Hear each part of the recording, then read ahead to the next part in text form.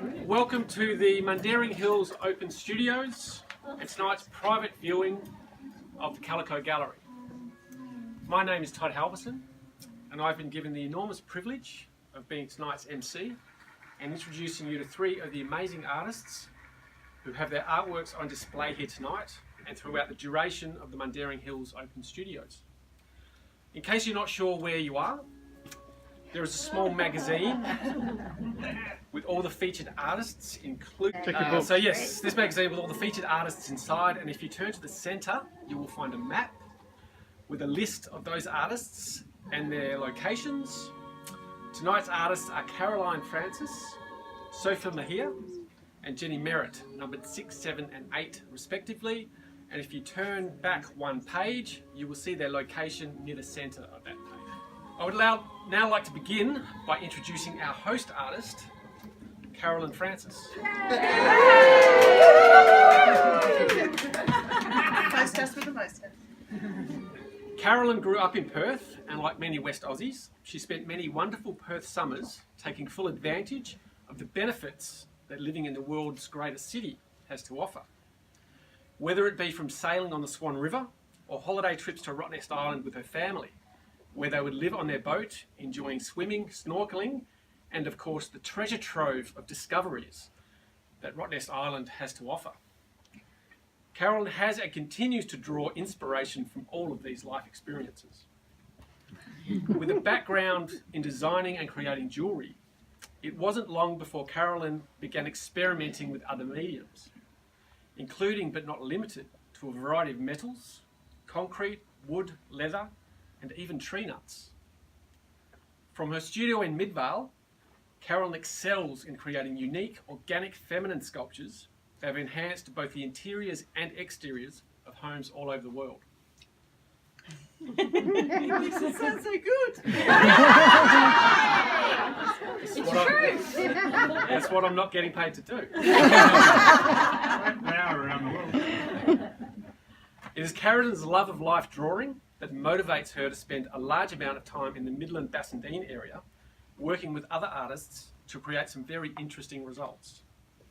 It is Caroline's hard work, exploring mind and multitude of media that has not only given her a large and diverse portfolio, but has also helped teach some of her techniques to both aspiring and established artists. And let's hope she continues to do so for many years to come. A round of applause. Thank you, Todd. I spent weeks and months on these. One of our guest artists tonight is Sophie Mahia. Sophie is not only a professional artist, but an experienced business coach and trainer who specialises in working with other artists and creatives, enabling them to build profitable businesses through the use of marketing and social media. Yay, Sophie. Sophie began her art career by training at the Tobias School of Art, what I've been told is an alternative college, where she studied colour intensely for 3 years, before finally graduating with a teacher's qualification to teach in Waldorf schools. A teaching career that spanned 8 years before the calling to become a professional artist was too strong to ignore. As she set forth to conquer the environment of running her own business, with of course no prior experience of running a business, but with a little help, Sophie soon revelled in the tasks at hand, but discovered that while she loved the business side of things, her passion for art waned to the point of creating quantity over quality, and she decided to devote her talents more to supporting the professional growth of other artists and creatives throughout her local community of Brighton, setting up events similar to the Mundaring Hills Open Studios. Luckily for us all, after a 10-year hiatus, Sophie is back creating her art for us all to enjoy. Working with acrylic and oil, mostly on canvas, Sophie is building a new collection of semi-abstract boats, harbours and harbour houses, inspired by her roots back in the UK, growing up in places like Cornwall, Dorset, Devon and Suffolk. In Sophie's artist statement, she says, "My work..." Go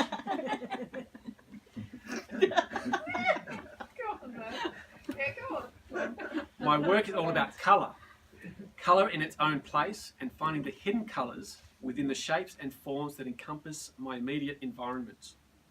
Then goes on to say, inspired initially by the transient tones and often chaotic organisation of nature, I have examined movement and the rhythms of the external world.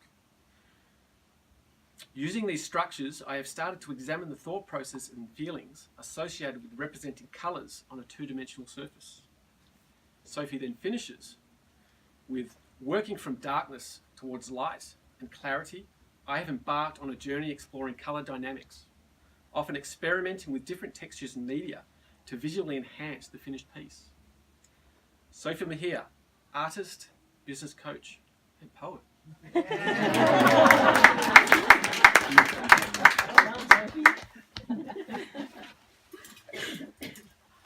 I would now like to introduce you to our next guest artist, Jenny Merritt.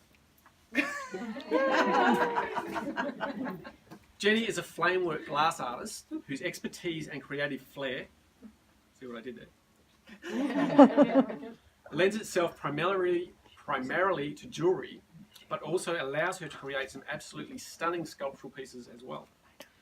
Jenny started her passion by first creating jewellery in 2004 and progressed further by introducing glass flamework towards the end of 2009.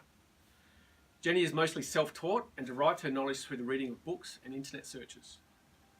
I can only imagine the amount of trial and error Jenny endured before finally perfecting her craft. It is the use of traditional flameworking techniques, Jenny's signature style of using wire to mould her glass onto and placing them amongst other unique types of materials, that has given birth to some quite unconventional works of art. Jenny uses colour as her main source of inspiration, and by using glass as her chosen medium, there is certainly no limit to the wealth from which she can draw. Not only has Jenny exhibited her art locally, winning the Dalwallinu Arts Festival Jewellery and Overall Craft Prize with her piece Adventures with Alice in 2013, but also the People's Choice Award for another piece titled Fragile Armour at the Glass Plus exhibition held in Kalamunda at the Zigzag Gallery in July 2017. And if you can all look behind you, you'll see Jenny's artwork there, Fragile Armour. But also interstate, winning Bead Society Victoria's Featured Artist of the Year for the Melbourne 2014 Expo, and featuring her artworks in the Kira Gallery, say that correctly, the Federation Square in Melbourne for the Flame On exhibition in 2016 and 17. And of course, internationally, not only exhibiting a piece titled Foliage, but being announced as one of 12 international finalists in the finished jewellery category for Bead Dreams at the Bead and Button Show in Milwaukee, USA 2013 by the show's sponsors, Bead and Button magazine. Jenny's dream is to open her own flamework and jewellery teaching studio in Perth so she can help promote the art of glass flameworking to a larger audience and create a glass-loving culture while continuing to grow her knowledge and skills by sharing with a larger artistic community globally. And I believe you're not far from having that dream become a reality, Jen. Yeah, absolutely. So I've got a beautiful studio space in Whiteman Park, which is in itself just an amazing place to be. And I've got 8 torches now set up there, and we'll be starting to teach from next year. So basic lamp working, which is the traditional name for flame working, because they used to do it with lamps, believe it or not, centuries ago. Must have been a really slow process back then. So from next year. So for any information, for any more information about learning the art of flamework, contact Jenny.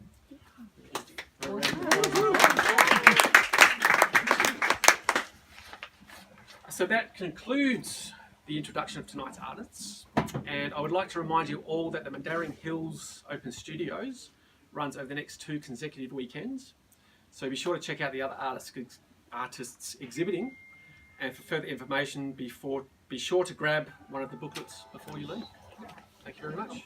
Thank you, Thank you. A really massive shout out to somebody who's hiding. Come out. I made a joke on live video yesterday about if you're in the UK, you could still fly over here. No. Unbeknownst to me, somebody had already arrived from the UK who used to exhibit with me in my own house. Come here. This is the lovely Christine Ansel who used to show in my house 10 years ago. So, thank you so much, and thank you for Carolyn for keeping it quiet as well. Just magical moments. Thank you.